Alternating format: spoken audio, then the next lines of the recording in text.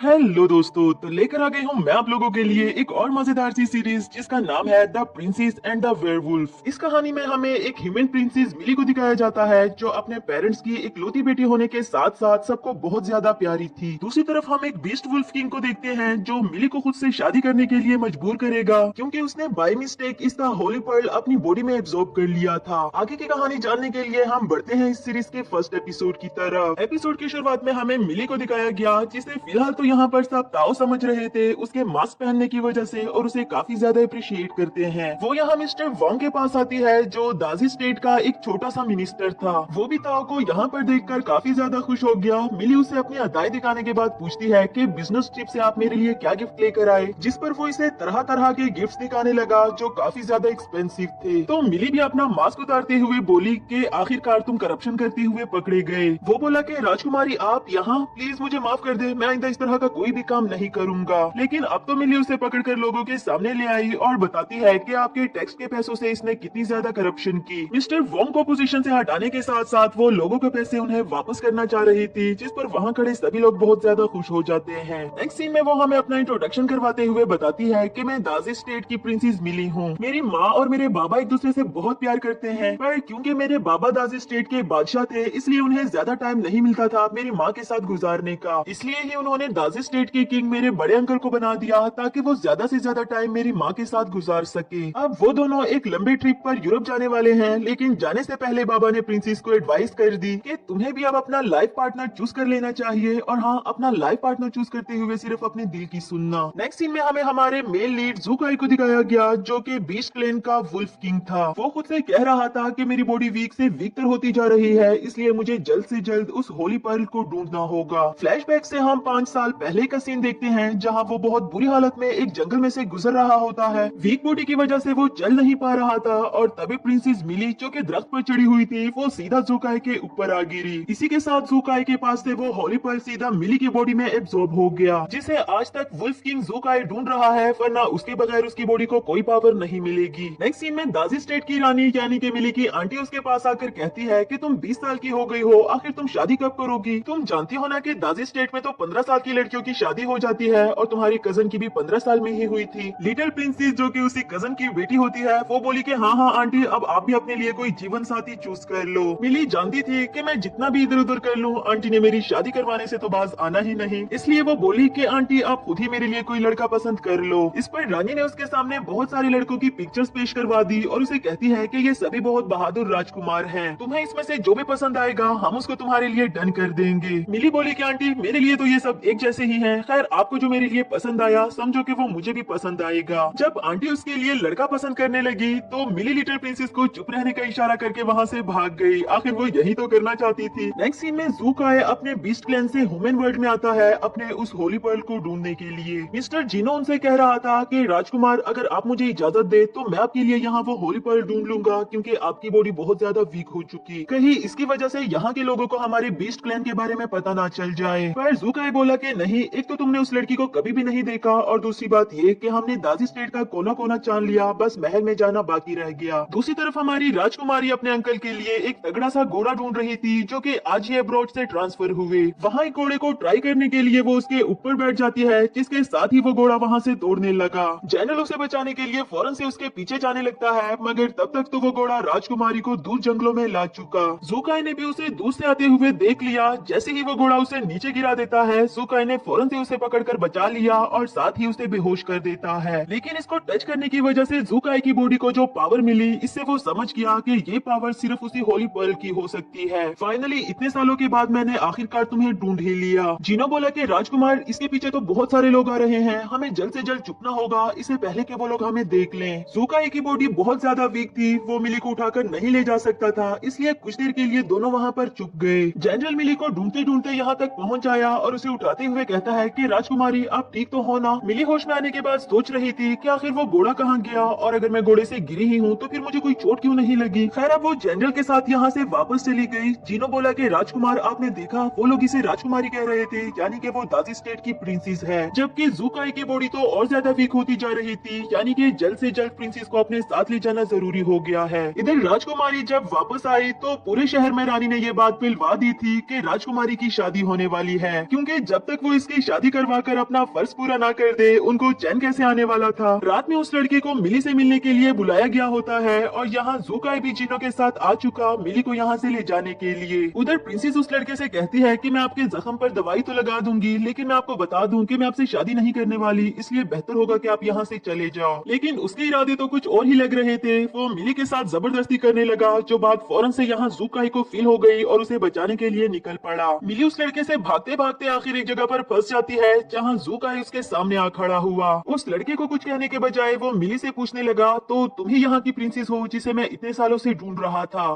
वो बोली कि हाँ मैं ही हूँ, तुम क्यों पूछ रहे हो और तुम हो कौन? ये लड़का भी ज़ूकाई को लाइट लेकर उसके और बढ़ने ही लगा था, मगर उसने एक ही झटके में इसे ढेर कर दिया। प्रिंसेस को तो ये सब कुछ देखकर यकीन ही नहीं आ रहा था। वो तो अभी बात बदलकर यहाँ से जाने की कोशिश ही कर रही थी, पर ज़ूकाई ने उसे बेहोश कर दिया। ज़ूकाई की हेल्प करने के लिए यहाँ पर जिनो भी पहुंच जाता है, जिसने वहाँ पर एक गार्ड से उसका बैज ले लिया, क्योंकि हो सकता है कभी उसे यहाँ आने की जरूरत पड़े। नेक्स्ट सीन में ज़ूकाई उसे दूर कहीं जंगलों में ले आया था, जहाँ वो उसे लिटाते हुए कहता है कि फाइनली 5 साल के बाद तुम्हें मैंने ढूंढ ही लिया। शायद तुम्हें याद भी ना हो कि आज से 5 साल पहले हुआ क्या था। ज़ूकाई अपनी कहानी बताते हुए कहता है कि मैंने माउंटेन से होली पर्ल तो ढूंढ लिया, मगर तभी कुछ अनजान लोगों ने मुझ पर हमला कर दिया, जिनसे जान बचाने के लिए मुझे इंसानों की दुनिया में आना पड़ा, मगर मेरी बॉडी बहुत ज्यादा वीक हो चुकी थी। इससे पहले कि मैं उस होली पर्ल को एब्जॉर्ब कर पाता, ये लड़की बीच में आ गई और मेरा सारा का सारा काम बिगड़ गया। जिनो कहने लगा कि राजकुमार अब आप फिक्र नहीं करें, इस लड़की की बॉडी से वो पर्ल लेने के बाद आपकी बॉडी में जो चेंजेस आ रहे हैं वो खत्म हो जाएंगे। लेकिन फिलहाल के लिए तो ज़ूकाई और भी ज्यादा वीक फील कर रहा था, इसलिए वो जिनो से कहता है कि आज की रात में यहीं पर रहकर कल्टीवेशन करूंगा, तब तक तुम इसे महल पहुंचाने का बंदोबस्त करो। उन दोनों के जाने के बाद जब मिली को होश आया तो उसे कुछ भी समझ नहीं आती कि आखिर मैं यहाँ कैसे आई और वो काले कपड़ों वाला लड़का कहाँ गया। खैर फिलहाल तो वो जल्द से जल्द महल पहुंचना चाह रही थी, इसलिए वहाँ से भागना शुरू कर देती है। तभी उसको पीछे से किसी के आने की आवाज आई, जिस पर उसे लगता है कि क्यों ना उसकी मदद ली जाए, और उसकी ओर बढ़ने लगती है। वहाँ एक काफले को आते हुए देखकर मिली उनसे कहने लगी कि मेरा नाम प्रिंसेस मिली है, क्या आप प्लीज मुझे यहाँ से अपने साथ ले जा सकते हो? वो बोले कि हाँ हाँ बिल्कुल प्रिंसेस मिली, मैं यहाँ आपको ही तो ले जाने के लिए आई हूँ। लेकिन जब वो उनके साथ बैठने लगी तो उसे ये सब कुछ जरा अजीब लगा, इसलिए वो इससे पूछने लगी कि आखिर तुम हो कौन, तुम किस स्टेट से हो और कहाँ जा रही हो? वो भी जरा हैरान होकर बोली कि मेरा नाम शिहा है, मैं रॉयल फैमिली से हूँ और आपको यहाँ पर हमारे किंग के कहने पर रिसीव करने के लिए आई हूँ।